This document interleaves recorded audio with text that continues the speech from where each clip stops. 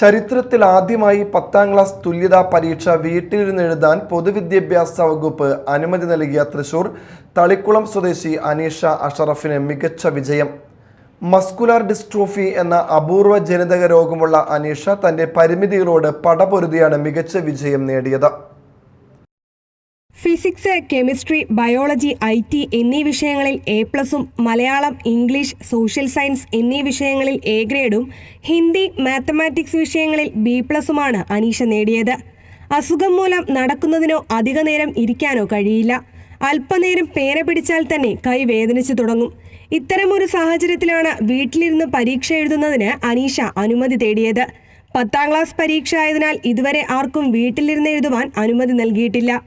എന്നാൽ അനീഷയുടെ പ്രത്യേക അവസ്ഥ പരിഗണിച്ച് വിദ്യാഭ്യാസ വകുപ്പ് മന്ത്രി വി ശിവൻകുട്ടി അടക്കം ഇടപെട്ടതിനെ തുടർന്നാണ് വീട്ടിലിരുന്ന് എഴുതുവാൻ പരീക്ഷാ ഭവൻ അനുവദിച്ചത്.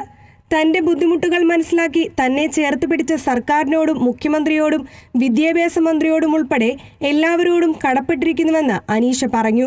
10ാം തരം തുല്യതാ പരീക്ഷ അത്യാവശ്യം നല്ല മാർക്കോടി തന്നെ ഞാൻ പാസ്സായിട്ടുണ്ട്. എന്നെ ഈ വിജയത്തിലേക്ക് പ്രാപ്തിയാക്കിയ മൈൻഡ് ട്രസ്റ്റിലെ പ്രേരണ പ്രോജക്റ്റിലെ എൻ്റെ ടീച്ചർമാർക്കും മറ്റ് അധ്യാപകർക്കും വീട്ടിലിരുന്ന് പരീക്ഷ എഴുതാൻ അവസരം ഒരുക്കി തന്ന അതിന് കാരണക്കാരായ ഓരോരുത്തർക്കും ഞാൻ ഈ വിജയം സമർപ്പിക്കുകയാണ്. ഈ ഒരു അസുഖം വെച്ച് മരുന്നൊന്നുമില്ലാതെ എത്ര നാൾ മുന്നോട്ട് പോകുന്ന അറിയില്ല. നമുക്ക് ചെയ്യാൻ കഴിവുള്ളപ്പോഴാണല്ലോ അവസരങ്ങൾ തരേണ്ടത്. അപ്പോൾ അത് മനസ്സിലാക്കി എന്നെ ചേർത്ത് പിടിച്ച ഈ ഗവൺമെന്റിനോടും ബഹുമാനപ്പെട്ട മുഖ്യമന്ത്രി, ബഹുമാനപ്പെട്ട വിദ്യാഭ്യാസ വകുപ്പ് മന്ത്രി, സാമൂഹ്യനീതി വകുപ്പ്, സാക്ഷരതാ മിഷൻ, പരീക്ഷാ ഭവൻ, വിദ്യാഭ്യാസ വകുപ്പ്, CM ടീം, അങ്ങനെ എല്ലാവരോടും ഒരിക്കൽ കൂടി ഞാൻ ഏറെ കടപ്പെട്ടിരിക്കുകയാണ്. തളിക്കുളം സ്വദേശികളായ പണിക്ക വീട്ടിൽ അഷ്റഫ്, ഫാത്തിമ ദമ്പതികളുടെ മകളാണ് അനീഷ. 2023 സംസ്ഥാന ഭിന്നശേഷി അവാർഡ് ലഭിച്ച അനീഷയ്ക്ക് എഴുത്തിലും സാഹിത്യത്തിലുമാണ് പ്രിയം. സ്വന്തമായ രചനകൾ ഡിസൈൻ ചെയ്ത് പോസ്റ്ററുകളും ബുക്ക് മാർക്കും ഉണ്ടാക്കും.